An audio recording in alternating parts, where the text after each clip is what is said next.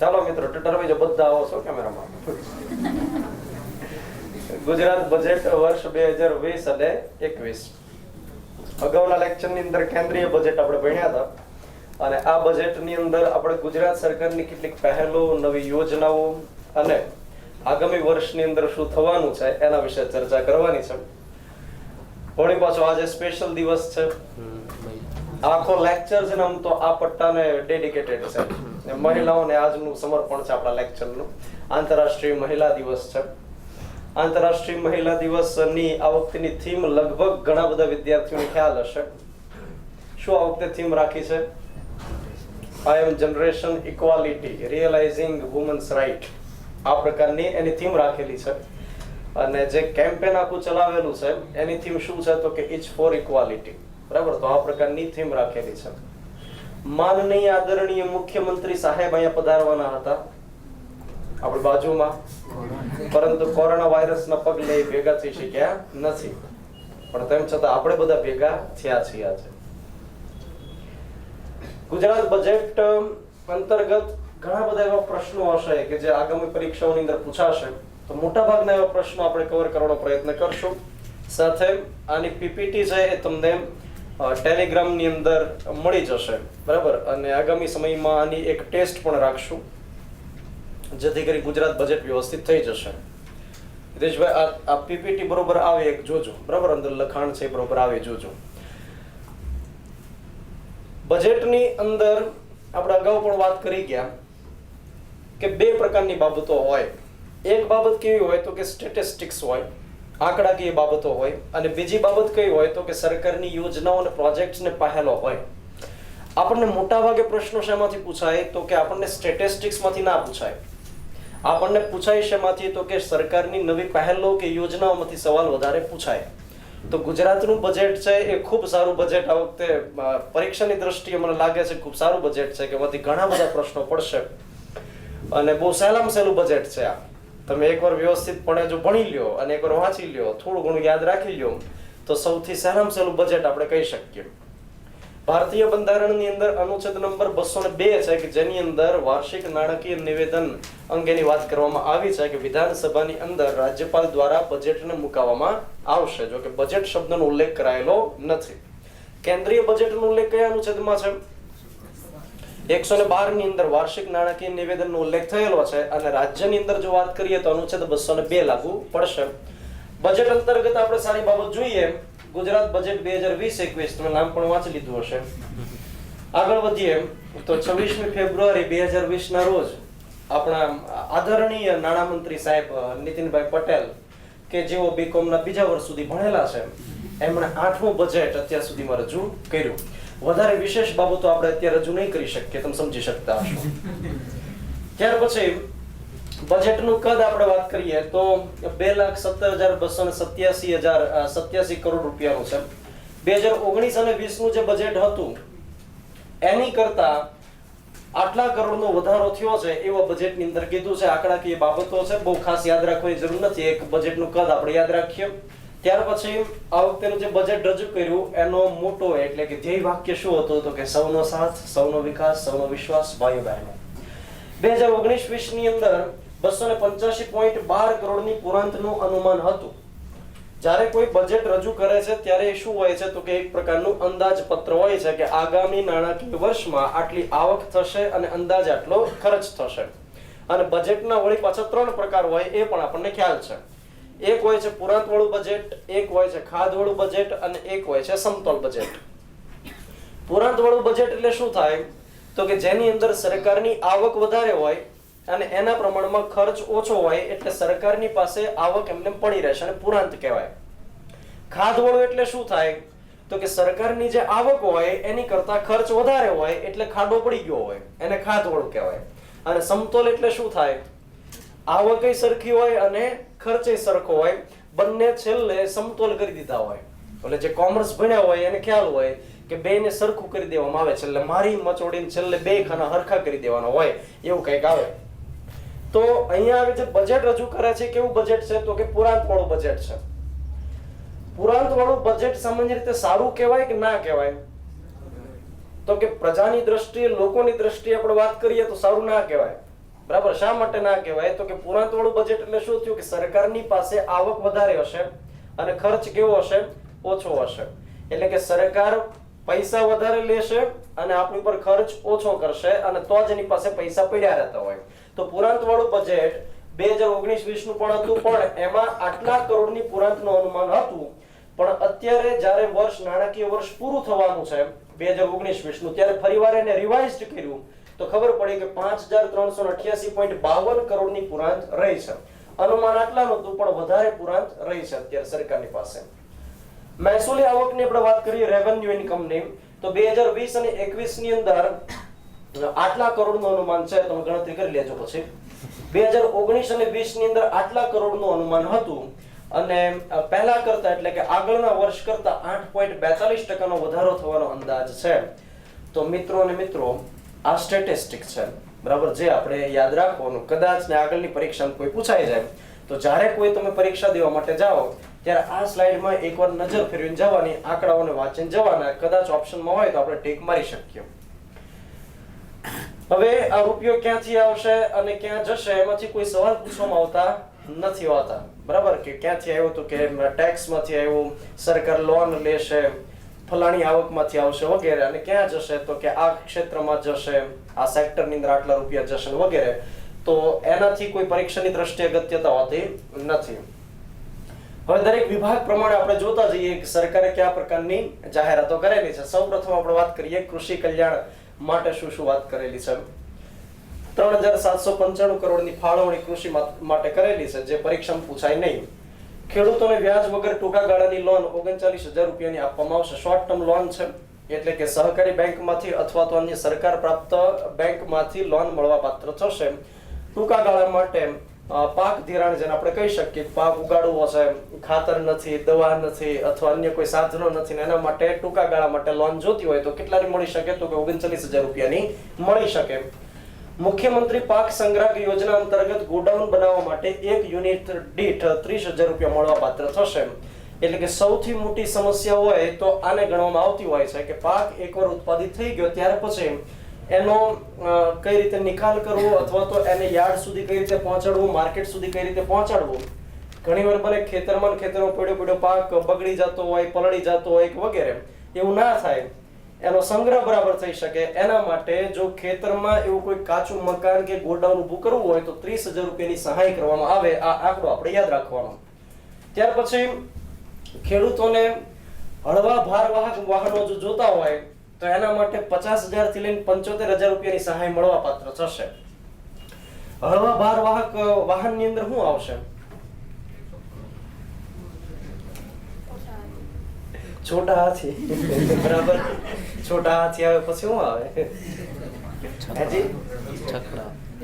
Tractor આવશે, બરાબર ને? રિક્ષા આવી શકે, ટેમ્પો, બરાબર, છકડો. તો હળવા ભારવાહક વાહનો જો જોઈતા હોય તો એના માટે સરકાર મદદ કરશે 50,000 થી લઈને 75,000 સુધીની. એમાં જેસીબી આવશે નહીં. હળવાની વાત કરેલી છે.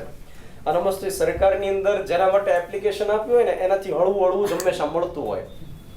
એક ભાઈ તો સરકારની અંદર તોપ માટે એપ્લિકેશન આપ્યું કે મારો તોપ જોતી છે. તો સરકાર તો ઘડી ખીજાણે કે ભાઈ તારે તોપનું શું કરવું, તું તો ખેડૂત રહ્યો કેમ?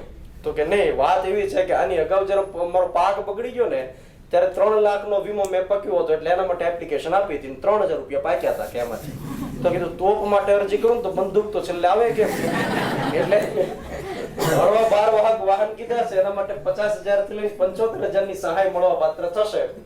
ત્યાર પછી આપણે કેન્દ્રીય બજેટની અંદર વાત કરી ગયા હતા કે કિસાન રેલની વાત કરેલી હતી અને કિસાન ઉડાનની પણ વાત કરેલી હતી. તો એનો ઉલ્લેખ પણ અહીં આગળ કરવામાં આવેલો છે.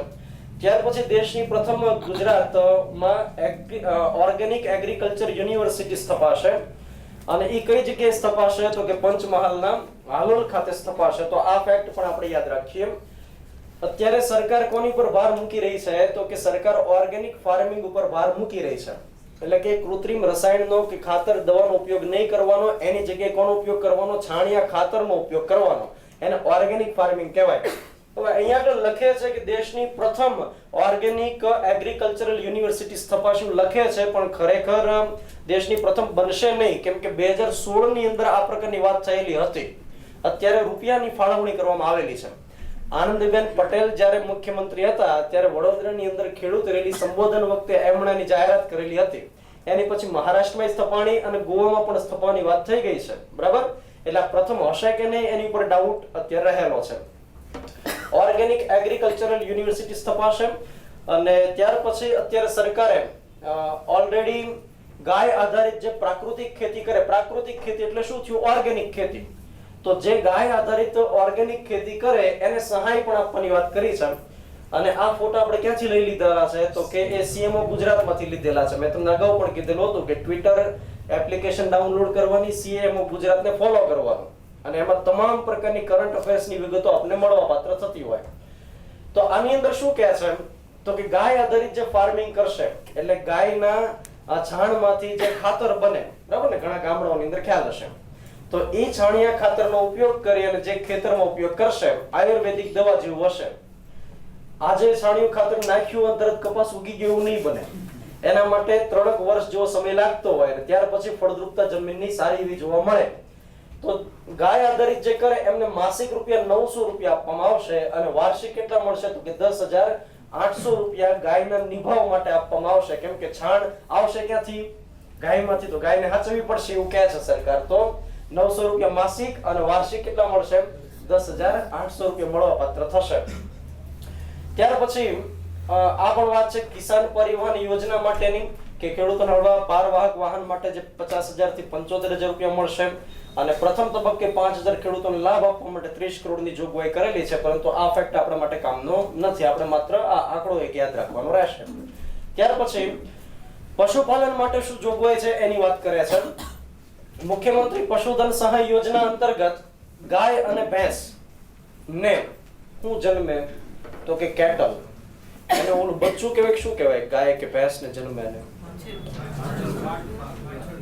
એટલે એમાં અલગ અલગ પ્રકારનો વાછડું હોય, પાડ્યું પણ એને કોઈ એક કોમન નેમ હોય ખરું? એને નહીં, એને બચ્ચું જ કહેવાતું હશે ને.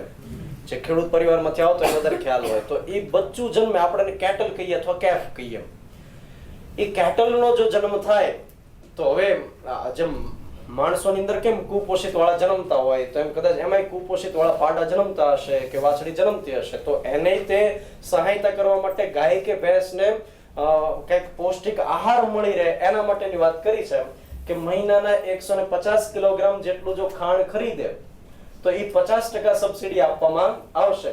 એ ખાંડ જો વ્યવસ્થિત ખાશે તો જ એ જે તે જન્યું હશે એનો વિકાસ થઈ શકશે. તો આ એક ફેક્ટ આપણે યાદ રાખવાનો કે 150 કિલોગ્રામ સુધી માસિક 50% સબસિડીએ ખાંડ આપવામાં આવશે.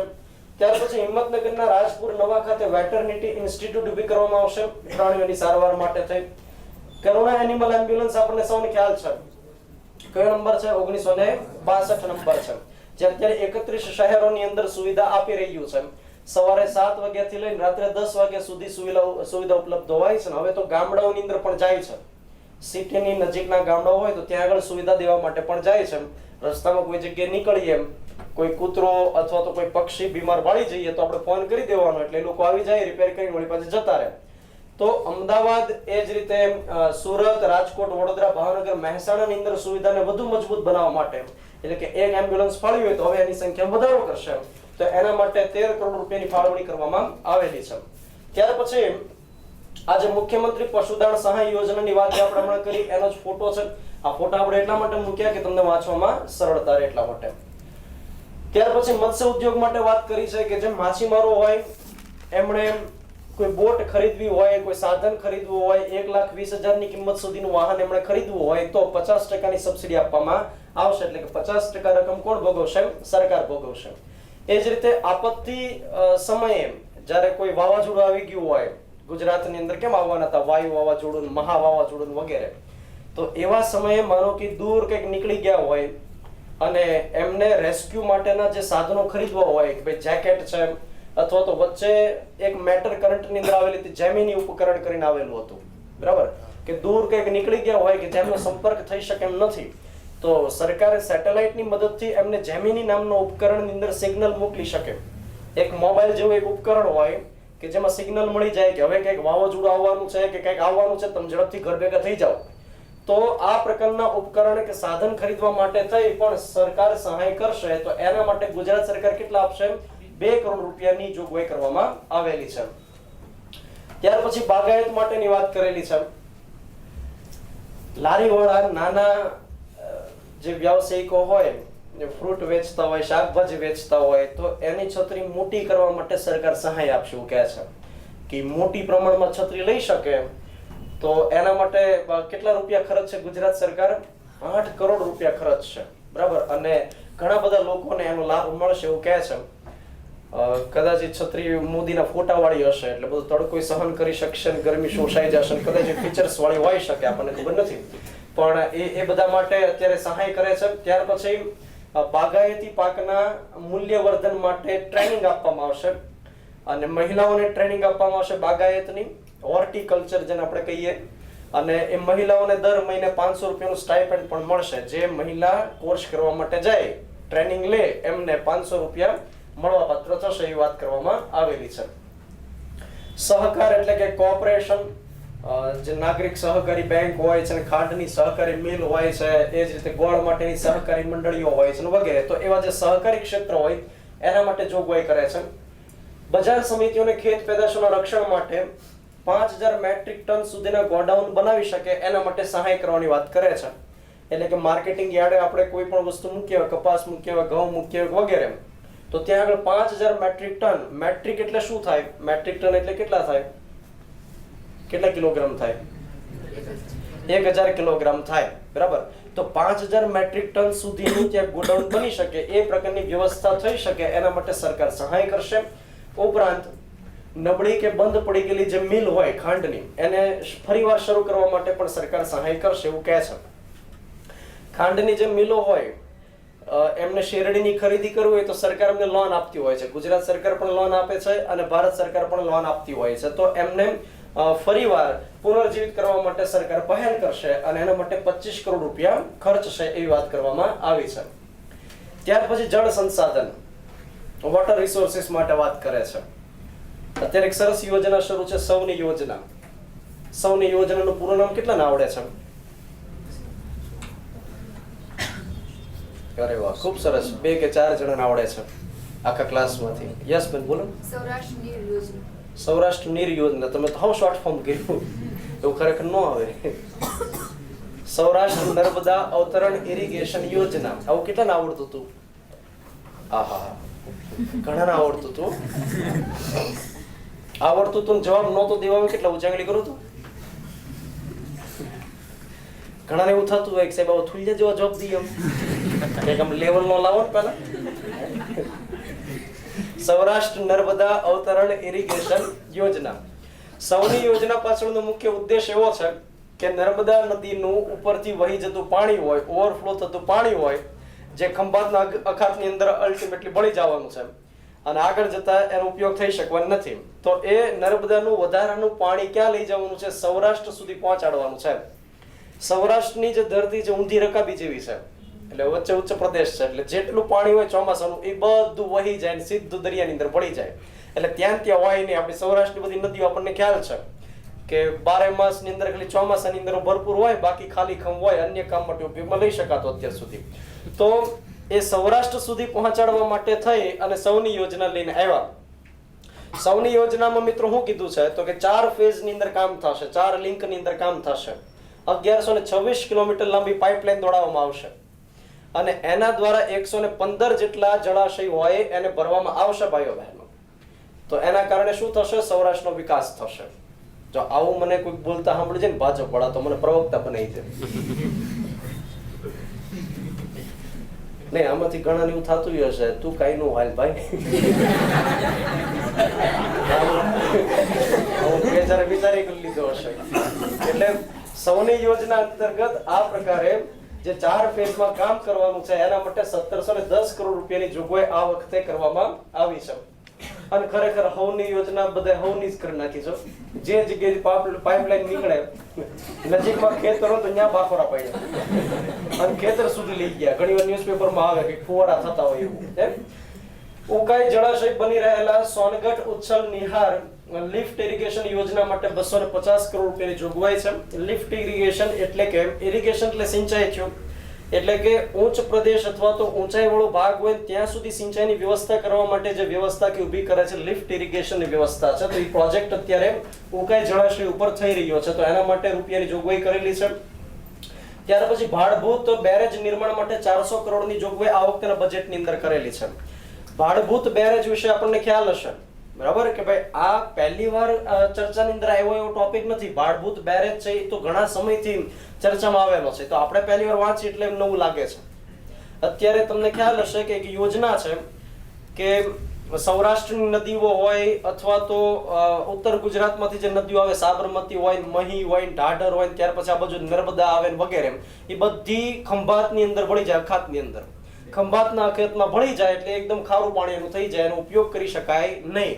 એટલે હવે યોજના અત્યારે સરકાર શું બનાવે છે કે ખંભાતના અખાતની અંદર એક ડેમ બનાવી દઈએ, કે પાર્ટીશન પાડી દઈએ. પાર્ટીશન એટલે કેવું કે જે નદીઓનું પાણી આવે એ એક બાજુ અને ખંભાતના અખાતનું પાણી બીજી બાજુ. તો ઓલું જે મીઠું પાણી હોય એનો લાભ મળી શકે. તો એના માટે શું કરવામાં આવશે તો કે ભાડભૂત બેરેજ બનાવવામાં આવશે, એટલે લાંબો એક ડેમ બનાવવામાં આવશે, દિવાલ બનાવવામાં આવશે ભરૂચથી લઈને છેક ભાવનગર સુધીની, બરાબર. તો એ જે કામ આમ તો બહુ લાંબા સમયથી શરૂ છે.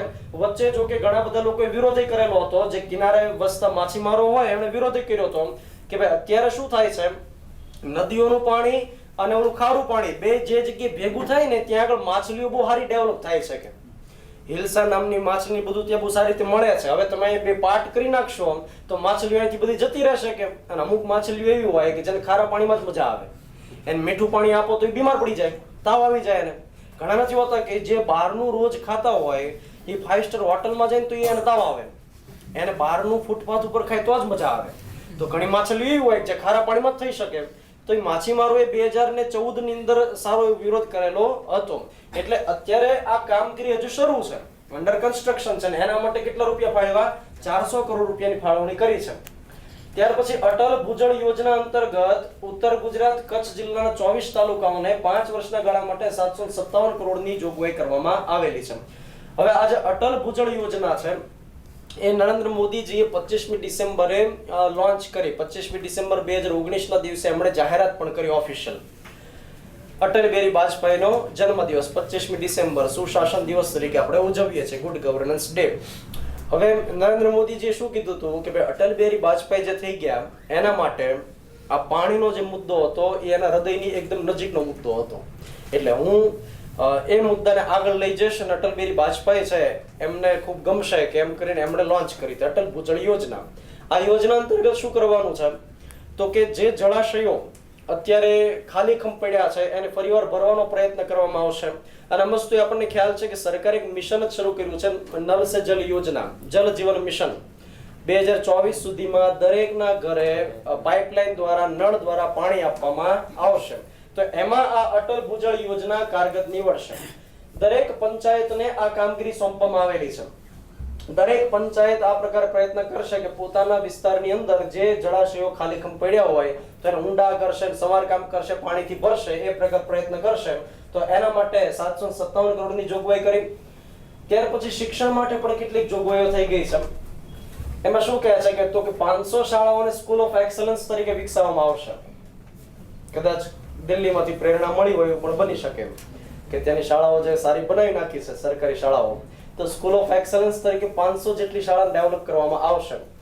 સ્કૂલ ઓફ એક્સલન્સ ની અંદર શું થશે તો કે ત્યાં સ્માર્ટ બોર્ડ હશે, લેબોરેટરી હશે, અલગ અલગ પ્રકારના સાધનો હશે અને આધુનિક ટેકનોલોજીની દ્રષ્ટિ હશે કે દરેક વિદ્યાર્થીઓને ટેબ્લેટ મળેલા હશે, એ પ્રકારની સ્કૂલ હશે.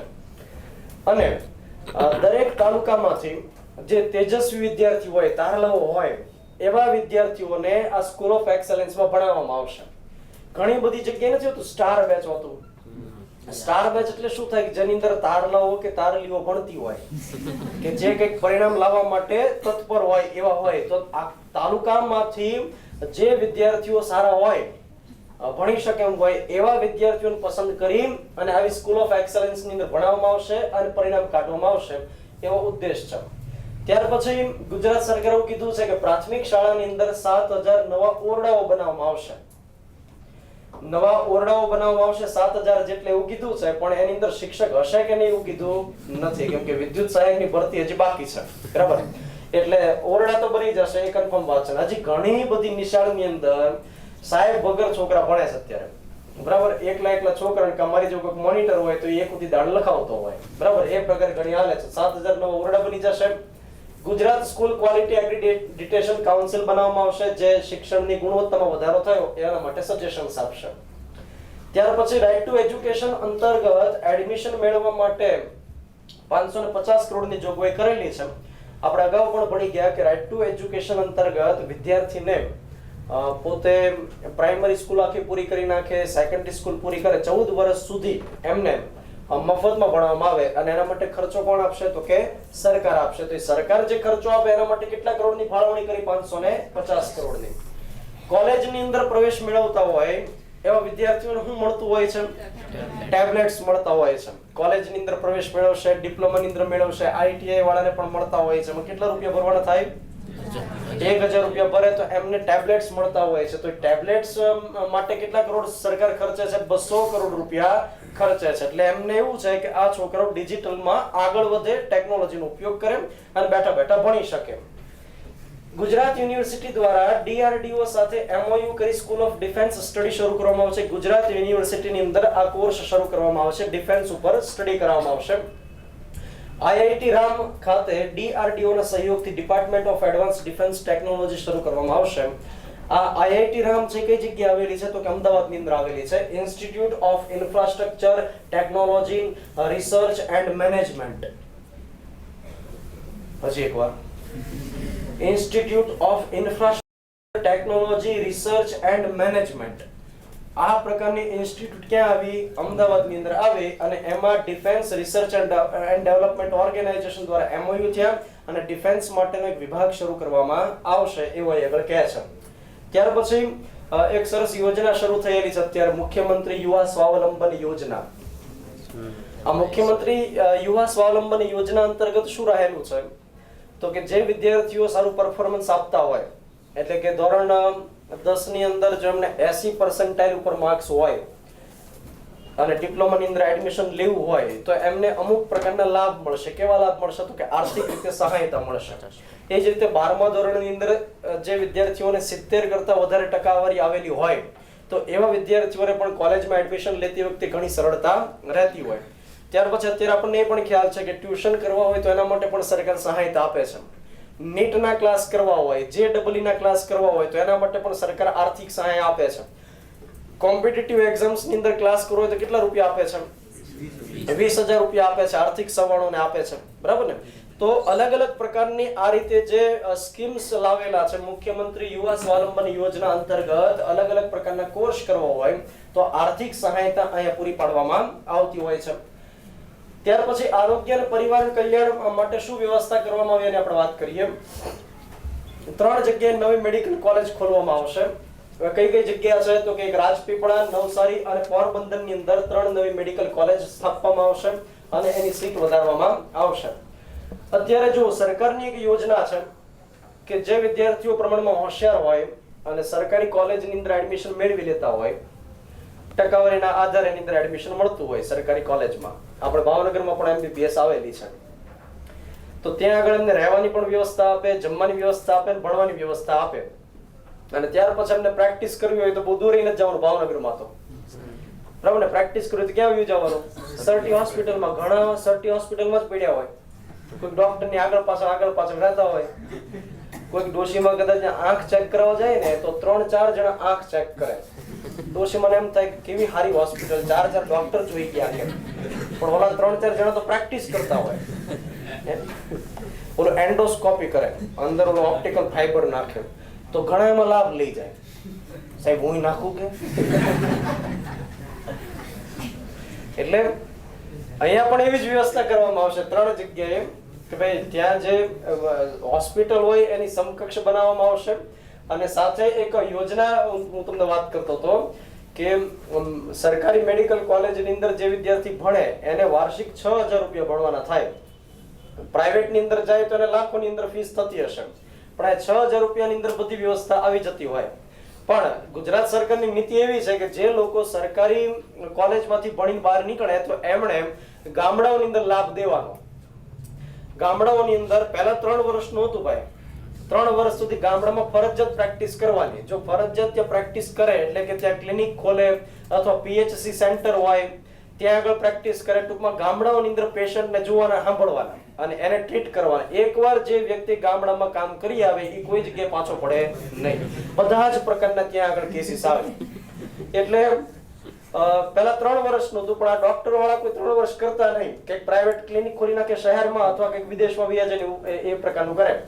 તો હવે શું કર્યું તો કે એમાં પોલિસીમાં ફેરફાર કર્યો. 3 વર્ષની જગ્યાએ 1 વર્ષ તો કરો, કે 1 વર્ષ ગામડામાં કામ કરો, કે એના કારણે ગામડામાં આરોગ્ય વ્યવસ્થા સુધરશે. કે અને જે વ્યક્તિને એવું હોય કે મારે 1 વર્ષ સુધી પ્રેક્ટિસ નથી કરવી, જે કરે એને જ સર્ટિફિકેટ મળે અને એ જ પોતે પ્રાઇવેટ પછી ખોલી શકે. તો 1 વર્ષ પ્રેક્ટિસ કરવી ફરજિયાત.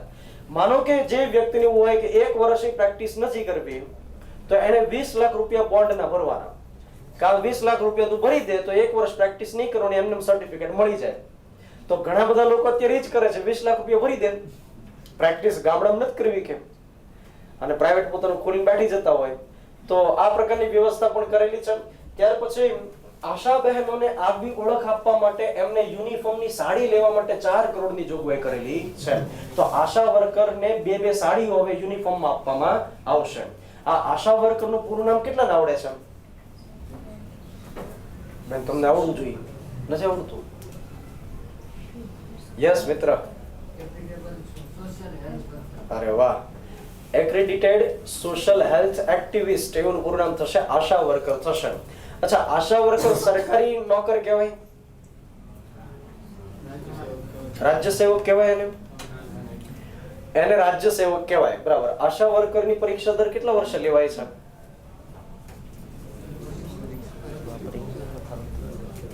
દર વર્ષે આશા વર્કરની પરીક્ષા લેવાય છે.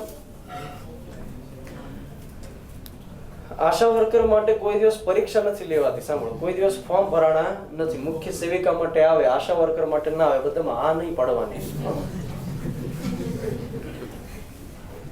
પરીક્ષાના ભૂખ્યા છે એ વાત સાચી છે. આશા વર્કર એક વોલ્યુન્ટરી પદ છે કે જે સ્વેચ્છાએ રહી શકાય. અને આશા વર્કરની અંદર એવું હોય કે જે મુજબ કામ થાય ને મુજબ પૈસા મળે. જે મુજબ કામ થાય એટલે શું થાય તો કે એ રસીકરણ કરવા જાય તો એના પૈસા મળે. જેટલા બાળકોને રસી પીવડાવે 2 બૂંદ જિંદગી કે, તો એટલા રૂપિયાને મળે. પછી કોઈ પ્રેગ્નન્ટ સ્ત્રી હોય એની કેર કરવા માટે જાય તો એને મુજબ પૈસા મળે. એ જ રીતે વિઝિટ કરવા માટે ઘરે જાય તો એ મુજબ પૈસા મળે. એટલે જે મુજબ કામ કરે, ઓલી દવા નાખી જાય કરે તો એ મુજબ પૈસા મળે. બરાબર. કે વાયરસ ફેલાણે તો ટાંકીમાં નથી દવા નાખી જતી, ઘણી બધી સફેદ પડીકીઓ આવતી હોય વગેરે. તો એ મુજબ જેમ કામ થાય એ મુજબ એને પૈસા મળતા જાય. તો એ આશા વર્કર છે એમને આ રીતે સાડી માટેની ભલામણ કરી.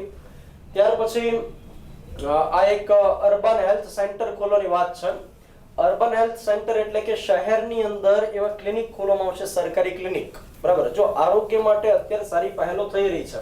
આયુષ્માન ભારત યોજના આવી, પછી વચ્ચે હેલ્થ એટીએમ ની વાત આવેલી હતી. બરાબર. ત્યાર પછી અત્યારે પીએચસી સેન્ટર સારી રીતે ખુલે છે, યુએચસી સેન્ટરો ખોલવાની વાત કરે છે. એનો અમલીકરણ બરોબર નથી થતું એ વાત અલગ છે. બરાબર. એની અંદર જે ભ્રષ્ટાચાર કૌભાંડ થાય વાત અલગ છે. પણ આ એક નવી પહેલ સરકાર વિચારે છે કે દર 10,000 ની વસ્તીએ શહેરની અંદર એક ક્લિનિક ખોલવામાં આવશે. એ ક્લિનિકની અંદર શું કરવામાં આવશે તો કે પ્રેગ્નન્ટ વુમન હોય એમણે કોઈ પણ પ્રકારના ટેસ્ટ કરાવવા છે તો ત્યાં આગળ થઈ જશે. રસીકરણ કરાવવું છે તો રસીકરણ ત્યાં આગળ થઈ શકશે. તો આ પ્રકારની સુવિધાઓ ત્યાં ઉપલબ્ધ કરાવવામાં આવશે, જે એમબીબીએસ ડોક્ટર કામ કરશે અથવા તો આયુષ ડોક્ટર કામ કરશે. આયુષ એટલે આપણને ખ્યાલ છે કે આયુર્વેદા, યુનાની, પછી યોગા, ઈમાની, પછી યોગ, આયુર્વેદા, સિદ્ધા, આ પ્રકારની જે કુદરતી ઉપચારની પદ્ધતિઓ રહેલી છે એના ડોક્ટર અહીંયા આગળ કામ કરશે. એ વાત અહીંયા આગળ કરવામાં આવેલી છે. તો આ એક વિગત આપણે યાદ રાખવાનું કે દર 10,000 ની વસ્તીએ એક અર્બન હેલ્થ સેન્ટર ખોલવામાં આવશે. મહિલા અને બાળ વિકાસ વિભાગ માટે કેટલા કામ થયા છે, જેમાં એક પોષણ ત્રિવેણી પુરસ્કારની જાહેરાત આમ તો દર વર્ષે કરે છે, પણ આ વખતે પુરસ્કારની રકમની અંદર થોડો વધારો કરેલો છે. આ પુરસ્કાર શાના માટે આપવામાં આવે? પોષણ ત્રિવેણી પ્રોત્સાહન પુરસ્કાર શાના માટે આપવામાં આવતો હોય તો કે આંગણવાડીની અંદર 100% જો બાળકોને હેલ્ધી બનાવી દેવામાં આવે, અથવા તો એક પણ બાળક એવું ન હોય કે જે કુપોષણથી પીડાતું હોય, બધા બાળકોને સુપોષિત બનાવી દેવામાં આવે તો એ આંગણવાડીને આ પુરસ્કાર આપવામાં આવે. દરેક ગામડાઓની અંદર એક લિસ્ટ બનાવવામાં આવે અને લિસ્ટની અંદર બનાવવામાં આવે કે કેટલા છોકરાને કુપોષણની બીમારી છે, એના વજનના આધારે નક્કી કરતા હોય, પછી એની ઊંચાઈના આધારે નક્કી કરતા હોય, તો એના આધારે નક્કી કરે કેટલા બાળકો આની અંદર છે. જે બાળકો કુપોષણની અંદર હોય, એકદમ આ પ્રકારના હોય, બરાબર, તો એવા લોકોને શું કરે, પ્રોટીનના પાવડર આપે, એમને ફ્લેવર્ડ કરેલું દૂધ આપે. એટલે દૂધ સંજીવની યોજના છે કે દૂધના પેકેટ્સ પૂરા પાડવામાં આવે, એમને દવાઓ આપવામાં આવે, આયર્નની ટેબ્લેટ્સ આપવામાં આવે. તો આ પ્રકારે ગમે એમ કરી અને બાળકને શું કરવાનું છે, હૃષ્ટપુષ્ટ કરવાનું છે, ગળદિયું બનાવવાનું છે. તો જે આંગણવાડીની અંદર બધા બાળકો હૃષ્ટપુષ્ટ થઈ ગયા હોય, કે જેના ગાલ બહુ સરસ થઈ ગયા હોય, તો એને આ પુરસ્કાર આપવામાં આવે, પોષણ ત્રિવેણી પ્રોત્સાહન પુરસ્કાર.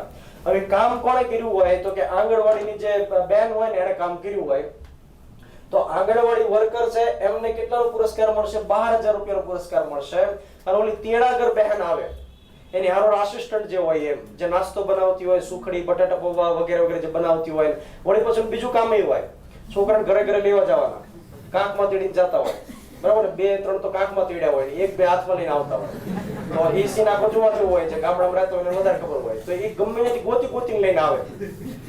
તો એમને કેટલાનો પુરસ્કાર મળશે, તો કે એમને 6,000 નો પુરસ્કાર મળવા પાત્ર થશે. અને હરવાર એમાં કામ કોણે કર્યું હોય, તો કે આશા વર્કરે કામ કર્યું હોય, તો આશા વર્કરને કેટલાનો પુરસ્કાર મળશે, 12,000 રૂપિયાનો પુરસ્કાર મળશે. આંગણવાડી બહેનો ઘણા લાંબા સમયથી કહેતી હતી કે એમને પગાર વધારો કરો, પગાર વધારો કરો. તો હમણાં તાજેતરની અંદર ગુજરાત સરકાર પગાર વધારો કરી દીધો.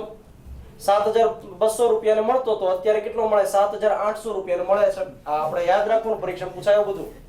અને જે તેડાગર બહેન હોય એને પૂરો 3,950 રૂપિયાનો પગાર મળે છે, 3,950 રૂપિયાનો. બરાબર સાહેબ, સાઈડમાં કઈ મળે તો કે આપણને ખબર નથી, આપણે અત્યારે બોલાય નહીં, બરાબર. એટલે બધા એવા હોય નહીં, બરાબર. આમાંથી કોઈને સગા સંબંધી હોય ને તો એ બહુ સારું કામ કરતા હોય, બરાબર. આપણે નથી લેક્ચર ઉપરાંત ની કઈક રામાયણ થાય. પછી શહેરી વિસ્તારની અંદર પ્રતિ આંગણવાડી 9 લાખ રૂપિયા, 9 લાખ મુજબ 500 આંગણવાડી કેન્દ્રોના બાંધકામ માટે 35 કરોડ. આ પોઈન્ટ આમ તો પૂછાય મેં ખોટું લીધો અહીંયા. ત્યાર પછી સુરેન્દ્રનગર જિલ્લાની અંદર અગરિયા લોકો જે રહ્યા છે, જે સામાન્ય રીતે છૂટાછવાયા રહેતા હોય અથવા રણ વિસ્તારની અંદર રહેતા હોય, કે જે ગામડાની વસ્તીની સાથે ન રહેતા હોય, તો એવા લોકો માટે રણની અંદર આંગણવાડી ખોલવામાં આવશે. એટલે જે જગ્યાએ રહેતા હોય જે વિસ્તારમાં, ત્યાં આગળ ખોલવામાં આવશે. અમદાવાદ, સુરત, વડોદરા, રાજકોટ જિલ્લાની મધ્યસ્થ જેલમાં મિની આંગણવાડી ખોલવામાં આવશે. જેલની અંદર આંગણવાડી ખોલવાની વાત કરી છે. એટલે અમુક કેદી માતા કે કેદી પપ્પા હોય કે જેનો આગળ પાછળ છોકરાનું કોઈ ન હોય તો હારો ત્યાં રાખતા હોય છોકરાઓની રીતે, તો એ છોકરાઓનો રીતે વિકાસ થાય એટલા માટે ત્યાં અંદર જઈને ભણાવવામાં આવશે, જેલની અંદર ભણાવવામાં આવશે. એ છોકરા બરોબર તૈયાર થઈ શકશે, કેમ કે પોલીસની સાથે ભાઈબંધી હોય, કેદીઓનો મુલાકાત હોય ત્યાં, એટલે એ બહુ પહેલેથી પાવરદાર બની જશે. પણ અહીંયા કદાચ તપાસી કરવી પડશે, કેદીઓનો ભાગ ન ખાઈ જાય. એટલે અમદાવાદ, સુરત, વડોદરા, રાજકોટ ના નામ આપણે યાદ રાખવા. ત્યાર પછી સામાજિક ન્યાય અને અધિકારીતા વિભાગ દ્વારા શું પહેલ કરે છે, શું જોગવાઈ કરે છે એની આપણે વાત કરીએ. આખું બજેટ પૂરું થાય ને પછી હું તમને 2 વિડીયો દેખાડું અને વિડીયોની અંદર તમારું આખું બજેટ આવી જાય એ પ્રકાર તમને સારાંશ મળી જાય બજેટમાં આપણે શું ભણ્યા એના વિડીયો હું તમને 2 દેખાડી દઉં.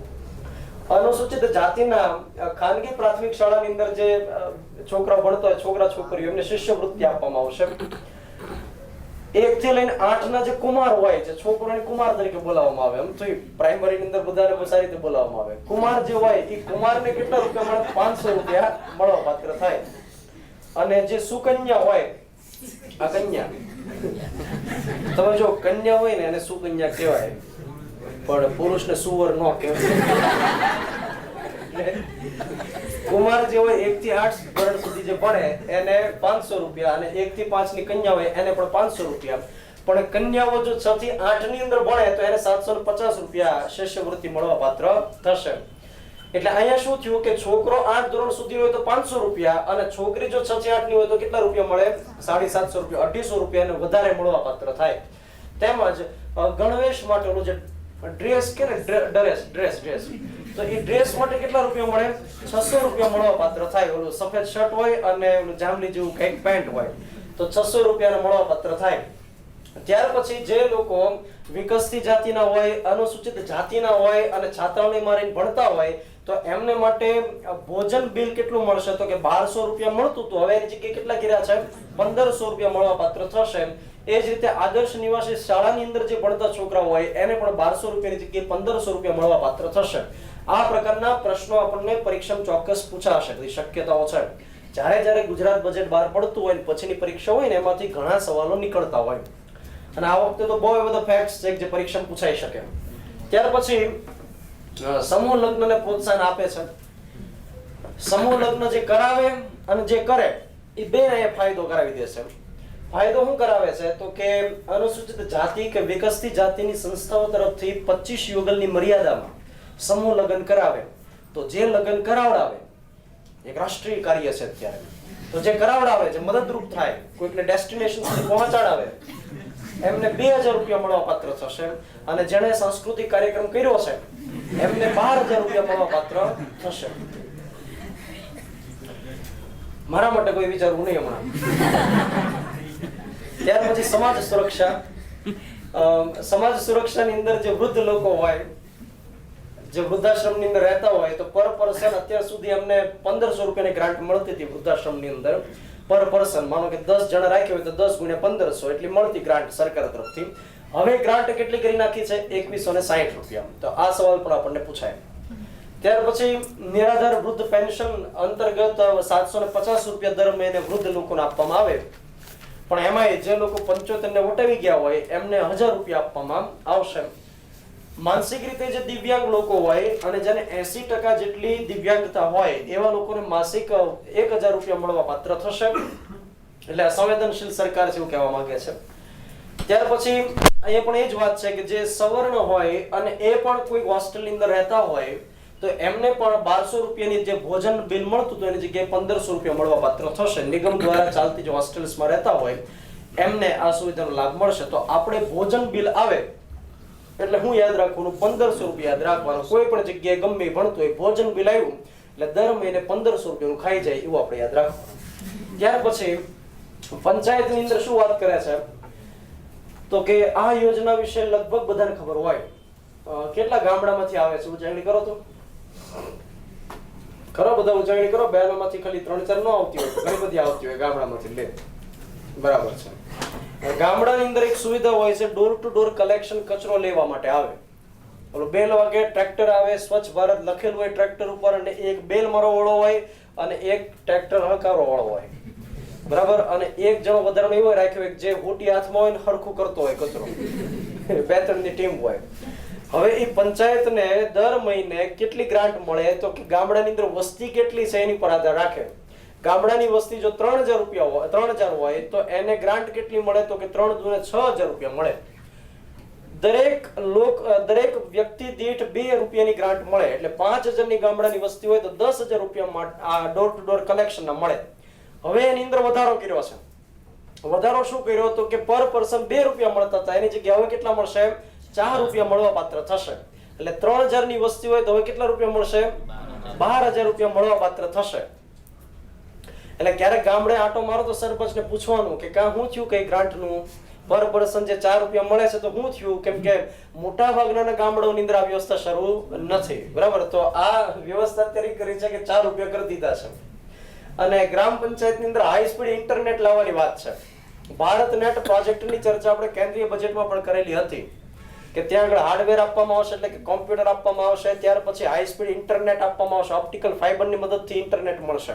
તો એના માટે ગુજરાત સરકારે 100 કરોડ રૂપિયાની ફાળવણી કરેલી છે. ત્યાર પછી શ્રમ રોજગાર વિભાગ તરફથી શું જોગવાઈ કરવામાં આવી એની પણ વાત કરીએ. ગાંધીનગરના નાસબેદ ખાતે એક ઇન્સ્ટિટ્યૂટ ઓફ સ્કિલ્સ ડેવલપ કરવામાં આવશે અને એની અંદર કઈ કંપની સહયોગ આપે છે તો કે ટાટા વાળા સહયોગ આપે છે.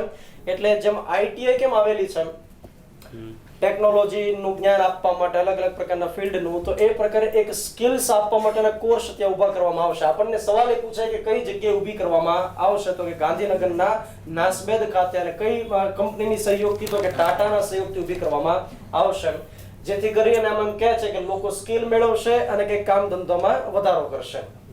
અમદાવાદ, સુરત, વડોદરા, રાજકોટમાં અંદાજે 1.20 લાખ બાંધકામ શ્રમિકને કડિયા નાકા તેમજ કામના સ્થળે સિટી બસ દ્વારા આવવા જવા માટે મુસાફરી ખર્ચમાં મદદ કરવા માટે 50 કરોડની જોગવાઈ.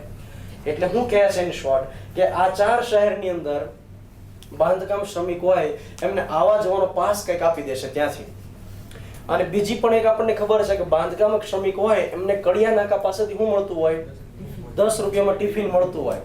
અન્નપૂર્ણા શ્રમિક યોજના અંતર્ગત આપણે લીંબડી પાસે હોય છે ને, લીંબડિયા પાસે, અને બીજું આ બાજુ ક્યાં હોય છે? વડલા પાસે હોય છે, કે ત્યાં ઘણા બધા લોકો ઊભા હોય સવારમાં ટિફિન લઈને. ઘણા તો બિચારા ઊભા હોય છે, એને ખબર છે કે ટિફિન મળે બપોરે તોય ટિફિન ઘરે જ લઈને આવે, કેમ કે ઓલું ખાવા જેવું નથી હોતું.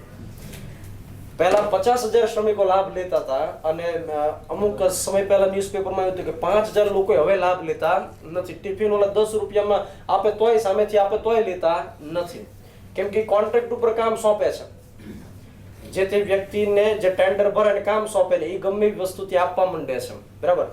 એટલે અન્નપૂર્ણા શ્રમિક યોજના તોય આપણે યાદ તો રાખવાની, 10 રૂપિયાનું ટિફિન આપે છે, બરાબર. બહુ સારું આપે છે, આપણે યાદ રાખીએ હમણાં. શ્રમિક અન્નપૂર્ણા યોજના અંતર્ગત યુવિન કાર્ડ ધારકોને, યુવિન કાર્ડ એટલે શું થાય તો કે અનઓર્ગેનાઇઝ્ડ વર્કર આઈડેન્ટિફિકેશન નંબર. યુવિન કાર્ડ જેની પાસે હોય પહેલા કઢાવવું પડે સરકારી ડિપાર્ટમેન્ટ પાસેથી, અને એ જેની પાસે હોય એને જ આ યોજનાનો લાભ મળવાપાત્ર થાય. ત્યાર પછી છે ધન્વંતરી આરોગ્ય રથ યોજના. આ ધન્વંતરી આરોગ્ય રથ યોજના અંતર્ગત શું થાય તો કે એમ્બ્યુલન્સ હોય.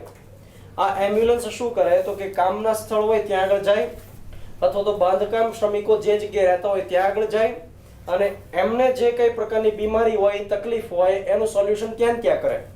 એટલે બ્લડના સેમ્પલ લેવાના હોય, અથવા તો નાની મોટી કંઈક બીમારી, માથું દુખાવો હોય, ફેર ચડતા હોય, તાવ આવતા હોય, પગ કળતા હોય, હાથ કળતા હોય, જે કળતું હોય ત્યાં ટીકડા આપી દે. એટલે ધન્વંતરી આરોગ્ય રથ યોજનાની અંદર શું થયું કે એમ્બ્યુલન્સ સામેથી આપણા સુધી પહોંચે છે, એટલે કે શ્રમિક જે લોકો છે બાંધકામ ક્ષેત્રના એના સુધી પહોંચે છે એવું આગળ કહે છે. ત્યાર પછી મહિલા બાંધકામ શ્રમિક હોય એમને પ્રેગ્નન્સી દરમિયાન આર્થિક સહાય મળી શકે એના માટેની વ્યવસ્થા કરી છે. પહેલા શું હતું કે જે બાંધકામ ક્ષેત્રની જે મહિલા હોય, જે જગ્યાએ કન્સ્ટ્રક્શન કામ શરૂ હોય, બિચારી ઈંટડા લઈને ઉંચકતી હોય, રેતી ભરતી હોય વગેરે આ પ્રકારની જે મજૂરી કામ કરતી હોય, હવે પ્રેગ્નન્સી દરમિયાન પોતે કામ નહીં કરી શકે. કામ નહીં કરી શકે તો ઘર કેમ ચાલશે? કેમ કે એ લોકોને એવું હોય કે રોજ કમાય તો રોજ ચાલે. તો એના માટે સરકારે શું વ્યવસ્થા કરી કે અત્યાર સુધી 7,500 રૂપિયા મળતા હતા, હવે એ બાબતને રદ કરી નાખીને એની જગ્યાએ શું કર્યું કે પ્રેગ્નન્સીના છેલ્લા 2 મહિના હોય અને પ્રસૂતિ પછીના 2 મહિના હોય, એટલે ટોટલ કેટલા મહિના? 4 મહિના. દર મહિને 5,000 રૂપિયા આપવામાં આવશે. તો પહેલા જે 7,500 મળતા હતા હવે કેટલા મળશે? 20,000 રૂપિયા મળવા પાત્ર થશે. તો આ એક વ્યવસ્થા પણ આપણે યાદ રાખવાની, આ પરીક્ષામાં વધારે પૂછાઈ શકશે. ત્યાર પછી ઉર્જા અને પેટ્રોકેમિકલ્સ વિભાગ તરફથી શું જોગવાઈ થઈ તો કે આ એક સરસ યોજના આપણે કહી શકીએ, દિનકર યોજના. દિનકર એટલે શું થાય? સૂર્ય, બરાબર ને? સૂર્ય ક્યારે હોય? દિવસે હોય, બરાબર ને? આ બધા થૂલ્યા કેમ સવાલ પૂછો સાહેબ, પણ આનો ઉદ્દેશ આખો એવો છે કે ખેડૂતોને દિવસે પણ વિદ્યુત મળી રહે એના માટેની યોજના છે દિનકર યોજના. અત્યાર સુધીની વ્યવસ્થા એવી હતી કે ખેડૂતોને રાત્રે લાઇટ આવતી, 3 ફેઝ કનેક્શન હોય, પછી કૂવામાંથી પાણી ખેંચવું હોય તો મોટર શરૂ કરી શકે, પણ રાત્રે આવે એમ કે ગળકો આવ્યો એટલે લાઇટ આવી એવું કહેતા હોય ખેડૂતો. રાત્રે 1 વાગે પણ ગળકો આવે, 12:30 વાગે પણ આવે, 2 વાગે પણ આવે. રાત્રે જાગવું પડે. એક તો આખો દિવસ ખેતરે કામ કર્યું હોય ઢેફામાં, રાત્રે વળી પાછું ત્યાં કામ કરવા જવાનું. એમાં ડખો શું થાય, ઘરમાં 2 ભાઈઓ તો 2 પાછા બાંધતા હોય રાત્રે જવા માટે. ગઈકાલે હું ગયો તો આજ નહીં જાઓ, અને સોલ્યુશન ક્યારે આવે? જ્યારે બાપા વચ્ચે આવે ને ત્યારે સોલ્યુશન આવે. કેમ કે બાપા એકમાત્ર વ્યક્તિ છે જે ગમેનો પાવો વગાડી શકે. હું હોઉં તો મારો હિત, તમે હોય તો તમારો હિત. એટલે એ જે બધા પ્રશ્નો નડતા હતા એના માટે સંવેદનશીલ સરકારે શું ડિસિઝન લીધો કે આપણે દિનકર યોજના શરૂ કરીએ. આગામી 3 વર્ષની અંદર શરૂ થશે. અત્યારે શરૂ નથી થઈ ગયા. આગામી 3 વર્ષની અંદર શરૂ થશે. સૌરભભાઈ પટેલે એવું કીધું છે, જે આપણા ઉર્જા મંત્રી છે સૌરભભાઈ પટેલ. તો બહુ વિશેષ હું નહીં બોલી શકું, પણ થોડુંક લિમિટેશનમાં છું આજે. તો એ સૌરભભાઈ પટેલે એવું કીધું છે કે સબસ્ટેશન્સ ને વગેરે નાખવામાં આવશે. આગામી 3 વર્ષની અંદર વ્યવસ્થા થઈ જશે કે ખેડૂતોને દિવસે 8 કલાક પૂરતી વીજળી મળશે, બરાબર. અત્યારે મસ્તી બીજી પણ ઘણી યોજનાઓ છે. આપણે ગયા લેક્ચરની અંદર વાત કરી હતી સ્કાય યોજનાની, સૂર્ય શક્તિ કિસાન યોજના, સ્કાય યોજના. જો હા વાત કરીએ તો આ પડવાની હોય, ન કરી હોય તો આ પડો, બરાબર. સૂર્ય શક્તિ કિસાન યોજના, જેમાં પણ વાત કરી છે કે ખેડૂતોને ખેતરની અંદર સોલાર પેનલ ફિટ કરવી તેના માટે સરકાર સહાય આપે છે. પછી સૂર્ય ઉર્જા રફટોપ યોજનાની પણ આપણે વાત કરેલી હતી કે ખેતરની અંદર વધારાનો કોઈ એમની જમીન પડી હોય જ્યાં પાક ઉગતા ન હોય તો ત્યાં આગળ પણ સોલાર પેનલ ફિટ કરી શકાય. તો આ બધી જે યોજનાઓ છે એ પરીક્ષામાં વધારે પૂછાઈ શકે, કેમ કે જે જગ્યાએ વિજય રૂપાણી જાય ત્યાં આ બધી યોજનાઓની ચર્ચા કરતા હોય છે. સૂર્ય શક્તિ કિસાન યોજના, સૂર્ય ઉર્જા રફટોપ યોજના. તો હવે આ એક યોજના વળી પછી નવી વિદ્યુતીકરણ યોજના, દિવસે 8 કલાક માટે વીજળી મળી શકશે, આગામી 3 વર્ષની અંદર શરૂ થઈ શકશે. તો એના માટેની વાત છે. ત્યાર પછી પ્રવાસન વિભાગ તરફથી કયા પ્રકારની જોગવાઈ થઈને આપણે વાત કરીએ કે અમરેલીના આંબરડી ખાતે લાયન સફારી પાર્ક ઉભો કરવામાં આવશે. એક આખી જગ્યા ડેવલપ કરવામાં આવશે કે ત્યાં સિંહો રહી શકે એના માટે, અને ત્યાં સિંહ દર્શન પણ થઈ શકે એ પ્રકારની વ્યવસ્થા. શુકલ તીર્થ, કબીરવડ, મંગલેશ્વર ને અંગારેશ્વર સર્કિટ ઊભી કરવામાં આવશે, એટલે કે આ જે ધાર્મિક સ્થળ છે એને વિકસાવવા માટે પ્રયત્ન કરવામાં આવશે. મંગલેશ્વર અમદાવાદમાં આવ્યું, બાકીના બધા ભરૂચની અંદર આવ્યા, તો ત્યાં આગળ સરસ રીતે ટૂંકમાં ડેવલપ કરવામાં આવશે કે જેથી ટુરિસ્ટની સંખ્યા વધારી શકાય. સાબરકાંઠાના પોળોના જંગલના વિકાસ માટે પણ જોગવાઈ કરેલી છે. આ પણ એક ટુરિઝમનું પ્લેસ છે, પોળોના જંગલો. ત્યાર પછી વેળાવદર અભયારણ્ય માટે પણ વ્યવસ્થા કરવામાં આવશે. 3 કરોડની જોગવાઈ કરેલી છે. કાળિયાર રાષ્ટ્રીય ઉદ્યાન છે. તમે રાષ્ટ્રીય ઉદ્યાનની અંદર જાઓ તો કાળિયાર કદાચ ના દેખાય, પણ બહાર રોડ ઉપર ચોક્કસ દેખાય. તો વેળાવદરના વિકાસ માટે 3 કરોડની જોગવાઈ કરી. વિદેશમાં વસતા યુવાનો ગુજરાતની અંદર એટ્રેક્ટ થાય એના માટે જાણો ગુજરાત યોજના શરૂ કરી છે કે એમાં અલગ અલગ ટુરિઝમના પ્લેસીસને હાઇલાઇટ કરવામાં આવશે અને એની એડવર્ટાઇઝમેન્ટ કરવામાં આવશે વગેરે. તો એ કેમ્પેનિંગ કરવામાં આવશે જાણો ગુજરાત યોજના અંતર્ગત. સોમનાથ અને દ્વારકાના એક જ દિવસની અંદર દર્શન થઈ જાય એના માટે વિમાનની વ્યવસ્થા કરવામાં આવશે એવું અહીંયા કહે છે. કેમ કે સોમનાથ અને દ્વારકા આ બે વચ્ચે ડિસ્ટન્સ કેટલું છે? 233 કિલોમીટર. તો એક દિવસમાં લગભગ જઈ શકાય નહીં. તો અહીંથી ઓલું પ્લેન ઉઠશે અને અહીં સુધી લઈ જશે, એક દિવસમાં દર્શન થઈ શકે. વિમાનની વ્યવસ્થા થશે ક્યારે એ લખ્યું નથી, કદાચ આગામી બજેટમાં પણ આ ઉલ્લેખ કરવામાં આવી શકે. ત્યાર પછી આગળ આપણે વાત કરીએ તો વન અને પર્યાવરણ વિભાગ તરફથી કેટલીક જાહેરાત કરી. ધરમપુર ખાતે સર્પ સંશોધન કેન્દ્ર, વેળાવદર નજીક ખડમોર પક્ષી સંવર્ધન કેન્દ્ર. પછી દીપડાઓને રેડિયો કોલર લગાવવામાં આવશે, કેમ કે ઘણીવાર દીપડાઓ હિંસક બની જાય, રેસિડેન્સ એરિયાની અંદર વિયા જાય છે, શહેરમાં વિયાવે છે, તો એમને રેડિયો કોલર લગાવશે જેથી કરીને ટ્રેક કરી શકે કે એક્ઝેક્ટ આ દીપડો ક્યાં છે, બરાબર. તો એના માટેની પણ વ્યવસ્થા છે. એ બધા નામ પણ ઘણીવાર આપેલા હોય છે, બરાબર. હમણાં સિંહો કઈક વચ્ચે કરંટમાં મેટર આવી હતી કે સિંહણે કઈક 2 બચ્ચાને જન્મ આપ્યા, 2 સિંહને, અને બંને હેલ્ધી છે. તો એને કઈક નામ હતું, મને નામ તો ભૂલાય છે.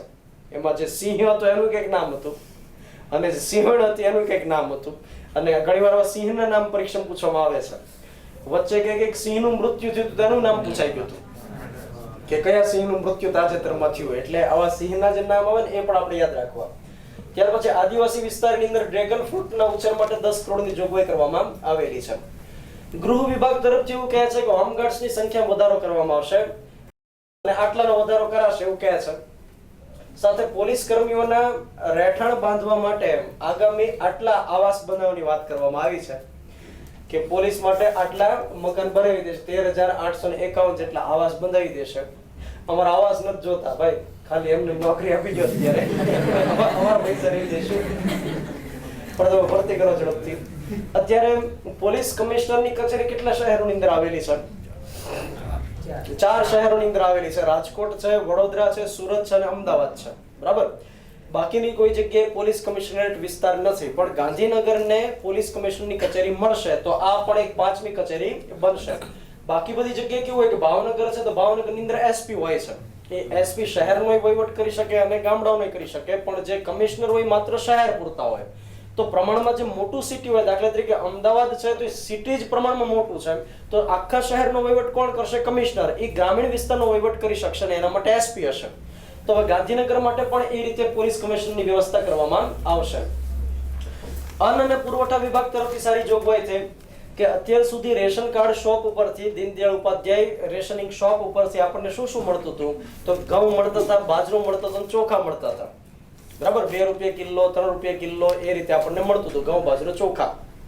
અને એ કેટલા કિલોગ્રામ મળતા હતા? તો કે વ્યક્તિ દીઠ 5 કિલોગ્રામ મળતા હતા. ઘરની અંદર 3 વ્યક્તિ હોય તો 3 પંચુ 15 કિલોગ્રામ મળતું હતું. ને એમાં જે અતિ પછાત વર્ગ હોય, જેને આઈડેન્ટિફાઈ કર્યા હોય, એમને 35 કિલોગ્રામ અનાજ મળતું હતું. ઘરમાં ગમે એટલા સભ્યો હોય 35 કિલોગ્રામ તો મળી જ શકે.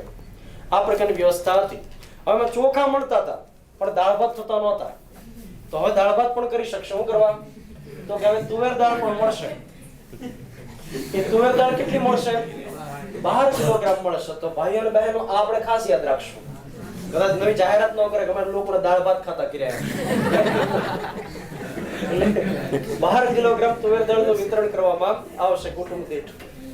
ત્યાર પછી માહિતી અને પ્રસારણ વિભાગ તરફથી એક જોગવાઈ કરેલી છે કે માન્યતા ધરાવતા પત્રકારોને કુદરતી અવસાનના કિસ્સામાં 1 લાખ રૂપિયાનું વીમા કવચ આપવામાં આવશે. તો આ પણ આપણને પરીક્ષા ચોક્કસથી પૂછાઈ શકે. બરાબર? તો આટલી મહત્વની એક જાહેરાતો હતી ગુજરાત બજેટની. ખૂબ સરળ અને ખૂબ સહેલું બજેટ અને અનેક આમાંથી ક્વેશ્ચન્સ પૂછાઈ શકે એ પ્રકારનું બજેટ. હવે હું તમને એટ અ ગ્લાન્સ સમજાવી દઉં કે આપણે બજેટની અંદર શું ભણ્યા. બરાબર? સર, આ ઉત્તમથી સર્વોત્તમની સફર કોને કહેવાય? લાઇટ્સ બંધ કરી દો. સિમ્પલ છે. જે સારું હોય ને એને વધારે સારું બનાવો. એટલે ઉત્તમથી સર્વોત્તમ બનાવો. સર, થોડું ડિટેલમાં સમજાવો ને. તો સાંભળો. જો આપણા ગુજરાતમાં બેસ્ટ રસ્તાઓ, શ્રેષ્ઠ ઇન્ફ્રાસ્ટ્રક્ચર, 24 કલાક વીજળી અને ટ્રાન્સપોર્ટેશનની સારી સુવિધાઓ તો છે જ, એટલે ઉત્તમ તો છે જ. પણ જ્યારે આપણા મુખ્યમંત્રી શ્રી વિજયભાઈ અને ઉપમુખ્યમંત્રી શ્રી નીતિનભાઈના પાણીદાર નિર્ણયોથી ગુજરાતના 100% ઘરો સુધી નળથી જળ પહોંચવાનું હોય, વિદેશથી આવતા ગુજરાતીઓને ગુજરાતને જાણવાની તક મળવાની હોય, રાત ઉજાગરા ન કરવા પડે એ માટે ખેડૂતોને દિવસે વીજળી અને ગાયના નિભાવ માટે પ્રોત્સાહન મળવાનું હોય, કચ્છ જેવા સૂકા પ્રદેશને લીલોછમ બનાવવાનો સંકલ્પ હોય, પીવાના પાણી માટે ભવિષ્યનું આગોતરું આયોજન હોય, મહાનગરો પછી નાના શહેરોને પણ સ્માર્ટ બનાવવાની નેમ હોય, પ્લાસ્ટિકનો કચરો વીણનારાઓના ઉત્થાનનું લક્ષ્ય હોય, બાંધકામ શ્રમિકોની પત્નીઓ અને મહિલા શ્રમિકોને પ્રેગ્નન્સીમાં સહાય, ગરીબોને ભરપેટ પૌષ્ટિક ભોજન અને સ્વાસ્થ્ય માટે પૂરતી સુવિધા મળવાની હોય, જ્યાં વર્લ્ડ બેસ્ટ ટુરિસ્ટ ડેસ્ટિનેશન્સ બની રહ્યા હોય, ઇન્વેસ્ટર્સ માટે બેસ્ટ ફેસિલિટીઝ હોય અને યુવાનો જોબ સીકરમાંથી જોબ ગિવર બનતા હોય, વિદ્યાર્થીઓને એક્સલન્સ માટે સ્કૂલ બનાવવાની હોય. આને કહેવાય ઉત્તમમાંથી મજબૂત સરકાર. અગ્રેસર ગુજરાત. શું ખબર ગુજરાતની? ખબર તો ગુજરાતને ઉત્તમથી સર્વોત્તમ બનાવવાની છે. હવે જ્યારે દિનકર યોજનાથી ખેડૂતોને દિવસે વીજળી મળે, ગાય આધારિત ઓર્ગેનિક ખેતી માટે દર વર્ષે ₹10,800 મળે અને ખેતરમાં એનીની ઝંઝટ વગર ગોડાઉન બનાવવા ₹30,000 પણ મળે, જ્યારે કચ્છને વોટર સેલ્ફ સફિશિયન્ટ બનાવીને લીલુંછમ કરવાનો પાણીદાર નિર્ણય લેવાય.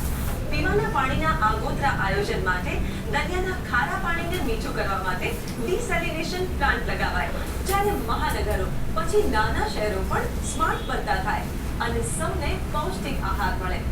રાશન કાર્ડ પર તુવેર દાળ મળતી થાય, જ્યારે 10,000ની વસ્તી એક અર્બન હેલ્થ સેન્ટર બને અને હા, ઘરે ઘરે નળથી જળ પહોંચાડવાના પ્રયત્નો આરંભાય. 500 શાળાઓને સ્કૂલ ઓફ એક્સલન્સ તરીકે વિકસાવાય. બાંધકામ શ્રમિકોની પત્નીઓ અને મહિલા શ્રમિકોને પ્રેગ્નન્સીમાં ₹5,000ની મદદ અપાય. NH તો સંવેદનશીલતા કહેવાય. અને જ્યારે પ્લાસ્ટિકનો કચરો વીણનારાઓના ઉત્થાનનું લક્ષ્ય રખાય. શ્રમિકોને કામના સ્થળે આવવા જવા માટે મુસાફરી ખર્ચમાં મળે સહાય. વિદેશમાં વસતા યુવા ગુજરાતીઓ ગુજરાતને વધુ જાણતા થાય.